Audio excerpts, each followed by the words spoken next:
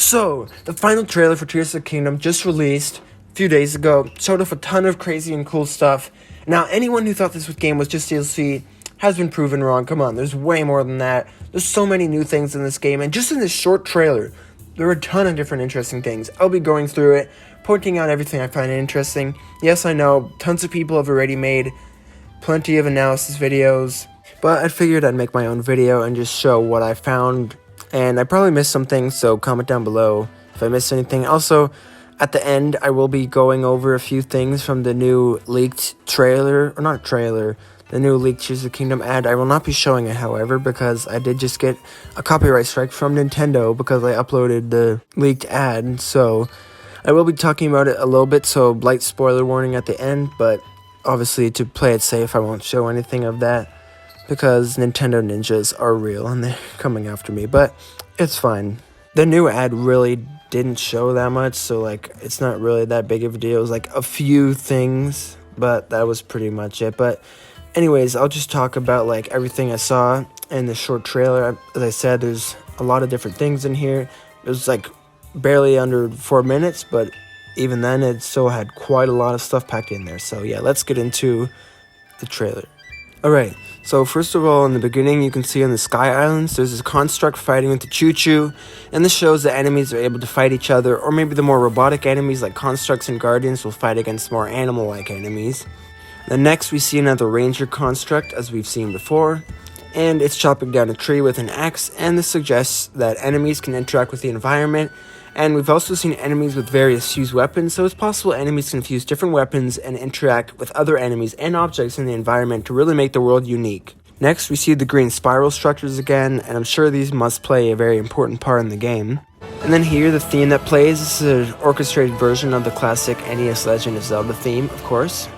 And then this next part here, there's another one of the structures we've seen many times, but this one doesn't have a green spiral around it. And then here, a new arrangement of Breath of the Wild's main theme plays, but a bit different for Tears of the Kingdom. And then this village here, this looks like Hateno Village, I'm pretty sure, but it does look different. There's some new structures and some different designs, and some like several things that have like designs that look like mushrooms too. And then here you can see the ruins in front of Hyrule Castle. There's several tents. There's like, maybe this is a mini town or something, and maybe we'll be able to rebuild and fix up this town, and there's probably people we can talk to in these tents as well. Here we see another green spiral structure, and there's another structure in the background that has a large hole in the rocks, which almost looks like a portal. And here, it does seem like there could have been a village here before, but it seems to all be ruins now. And then next, so the rocks we've seen falling down before that Link rode up in the gameplay demonstration to the Sky Islands, these are falling down all around Hyrule Castle, and they also have a glowing green tail behind them, meaning these rocks are of course connected to the Zonai, as many other things in this game are also. And you can also see there's several people watching Hyrule Castle, and on the left there's another plot that we saw in the gameplay demonstration that we'll probably be able to fix up and build somehow. And then the next part, this seems to be like right near the Blood Moon. This looks like a big new monster possibly. It's like fire hair or something. This is likely related to Ganondorf, but it looks different from him, so it could be a new boss or an enemy. And then here we see the scene of Zelda and Link falling again from one of the other trailers. But this time we do see another hand reaching out for Zelda, and this hand is black and red, similar to the enemy we saw just before this. Then here you can see another large Zonai symbol in the background of the terrain, and there's something glowing green on the right as well. And then this next part, this most likely confirms caves being in the game. It looks like a very large underground area in the Death Mountain area. And then this part here, this looks like a really cold area, and we do see some floating pirate ships, which we have also seen in the art book with a very similar design.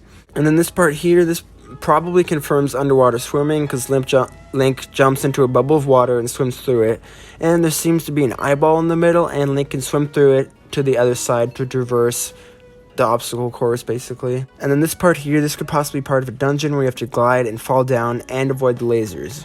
This suit here with the wings that Link is wearing as he's falling, this was also in the art book, and this could possibly be like the acorn suit in Mario games, and it'll allow us to glide more precisely without having to use a glider. So this looks like a puzzle in a dungeon or a shrine, where Link has to push the lever in order to make the dungeon move, and this is very similar to the Divine Beasts, although we haven't seen those returning, so it's likely dungeons will take their place, although Divine Beasts technically count as dungeons, so we haven't technically seen shrines or dungeons, but it's most likely both will be returning, at least that's what I think. Then here we see enemies with weapons attached to their heads. We've also seen this in the art book. And then the spear that Link is holding seems to have the same material as one of the materials he got from the constructs. It looks almost like a dragon scale or something. And then this right here, this looks similar to the Sheikah Slate in Breath of the Wild. And there's also a contraption with a string attached to something, which could be lifting up the elevator Link is on. This is another thing we saw in the art book. And this here, this looks like some sort of new character that will probably play a prevalent role in the story. And also, by the way, we have seen this character, in a way, in the 2022 trailer, depicted on the wall with the ancient artwork, and they look very similar, so this is probably the same thing, so they will definitely play a large part in the story of this game. This here, this looks like it could be some sort of underground area. There's a creature coming out of the wall. It looks like a Zonai robot made out of the green goo energy stuff we've seen in the trailer so far. And this here, this looks like the inside of Hyrule Castle most likely, but it looks different and much more cleaner than Breath of the Wild and looks normal, which is really weird because something must have happened with the malice, but maybe this is some other place.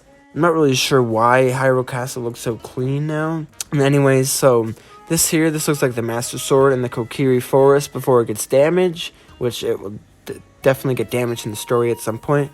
And it looks like Link grabs a sword, and this is probably at the beginning, before the sword and Link's arm get damaged. You can see Zelda has a new shorter haircut, and this looks like Ganondorf. It's definitely something that's Zonai related because of the color scheme, and it seems like Zelda's being held captive, and Link needs to find and rescue her. Here, Link's riding the bird-like vehicle that we've seen him riding before in one of the trailers. And here, Link has a shield fused to his sword, allowing him to attack the constructs and deflect their attacks easier at the same time.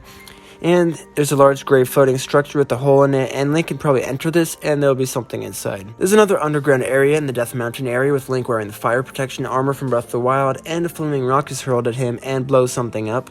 This is probably another underground cave area. And here, there's something that acts like a trampoline, propels Link far upwards. It's possible this could propel him to the Sky Islands, as many other ways to get up to the Sky Islands. And there's also a flying bird-like creature next to Link, which was confirmed to be a skilled archer from the Rito tribe. Nintendo posted this in a tweet. And there's also several pirate ships nearby, again, which these pirate ships were shown in the art book, so Link will probably go in these pirate ships, and maybe there'll be a boss fight or loot or something will be on there. And then here there's a cart made with the Ultra Hand ability that's able to be attached to a horse and used to carry people and things, so maybe there will be quests where you have to make vehicles and carry NPCs from one place to another. And then here, of course, Link uses a recall ability, hurl back the flaming rock from an enemy and reverse his course to kill the enemy, and it also will be very helpful that it highlights and shows the path it will take and where the item will end up, so you can either plan how to use your recall ability. And here, Link seems to have made some sort of rocket ship, probably using the Ultra Hand, unless this is something that can just be found. And this, again, propels him upward, and this is probably another method to get to the Sky Islands quickly. There seems to be a whole lot of methods to get up to the Sky Islands, so that's interesting. And this here looks like a new island with a bunch of structures and boxes and enemies. And then this here seems to be really high up, and Link seems to have a floatier jump for some reason. Maybe it's because these specific platforms they do that, but he seems to float more and jump slower, almost like in space, which is interesting. And there's yet another underground Death Mountain-like area, lots of lava and minecarts, and the constructs can ride in minecarts, and Link can fight them in another minecart, so this will make for a very intense battle above the lava, which is quite interesting. And here we can see Link can basically make a whole mech to control by using the Ultra Hand ability, and then fights the stone towers with enemies on it. And it also has an attached arm that might be able to shoot an arrow or a missile at the enemies. And here, Link makes some sort of large flaming arrow with his bow to shoot. This looks more powerful than the regular fire or bomb arrows, and was probably made by fusing something to an arrow. And it looks like it could have been possibly ruby ore that was fused to it that gave the arrow this property. And here, so the enemies have the vials of green goo we've seen before, which is probably used with the Ultra Hand to make vehicles, and this will give more fuel to our vehicles by collecting these. And interestingly enough, Link shoots this, and it sort of explodes, and then it shoots like green lasers everywhere. I'm not really sure what this means, but that's certainly interesting that it can basically explode.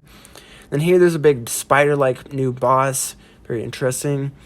This necklace or seed or whatever the thing that Zelda's holding here, this has the same symbol as the recall ability we've seen, so it possibly means Zelda will reverse time, or like time travel could play a part in the story. And here the enemies look much more powerful, especially with the Blood Moon, which is probably adding to their power, and the big enemy here looks like a bigger and more powerful version of the Lynel, so this might be a really tough enemy to defeat, and even harder than the Lynels, which were already very tough in Breath of the Wild. And we see Malice attacking Link's arm again. And here we see Ganondorf in his new, more powerful form, much larger and much stronger than before. Ganondorf certainly got a glow up. It's good to see him, not just like the shriveled corpses we've seen before. And people have really been thirsting over it, which I understand. It's kind of funny to see, but like, this Ganondorf design is really good, so I'm really excited. And Ganondorf is actually voice acted, which is awesome. The voice we've heard so far sounds great. And then here, there's some sort of new eel-like enemy that comes out of the ground to try and eat Link. Reminds me of the eels in Super Mario 64. And we also see that some of the champions from Breath of the Wild are returning to help fight in this game. And finally, there's also a gigantic new dragon-like boss, has 3 heads, and looks similar to the Gleeoks we've seen in another trailer, but much bigger and much more powerful. So anyways, that's it for this trailer. There were lots of new and interesting things that were shown off in the short trailer, and I probably did miss some things, so make sure to comment, let me know what else you saw in the final trailer. I know I'm a bit late and it's already been out for a few days, and yes, plenty of people have made videos on it, but like, I might as well make one for myself because I just like talking about games. So yeah, if I missed anything in here or anything you think was interesting, make sure to comment that down below. And I will also be briefly going over the new leak commercial. This has a bit of new gameplay footage in it. It's unfinished and it's very short. It really didn't spoil much, but if you do want to stay completely spoiler free, which I understand, then click off. I won't be showing the ad, but I'll show like a few screenshots of what I'm talking about, just blurred just to be safe. I don't want to get another copy strike again. So first of all, in the ad, so we can see an icon on the bottom right of the map. It seems like this could be from the new towers we've seen with like the white light around them, and it could also most likely be used as a teleport point once you've reached and climbed it. And we also see the rails again that we've seen Link glide on before with shield surfing, and this ad also shows you can climb up them, but it might not be very effective since the person doing that literally falls down, so you might want to just grind down them instead of trying to climb up them. And also, some people might not like this, but this basically confirms the return of Korok seeds. There's a circle of rocks, just like in Breath of the Wild, where you need to find a rock, and you put it in the missing spot, and you get a Korok seed. So we see the exact same thing in the background here.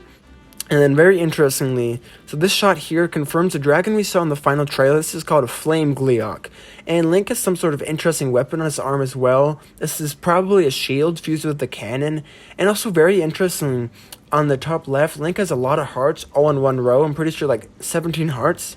And this shows the dragon fight is likely later in the game, and also suggests we can get a much larger amount of hearts than we can get in Breath of the Wild, and have a lot more health in Breath of the Wild, and also the game probably harder as well. Then here in like an underground cave looking area, Link fuses some sort of thing to an arrow, shoots it, and it causes the area to light up more. And this definitely seems underground again, another cave area, and there's some weird orange structure to the left, almost seems alien-like.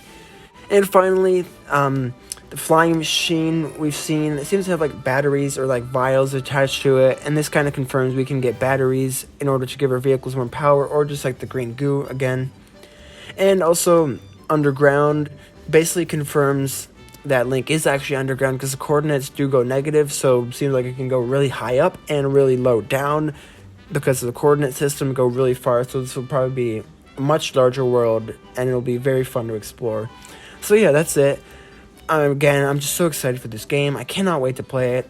Make sure to like and subscribe, comment anything you're excited for in Tears of the Kingdom, and if I missed anything, and see you in the next video.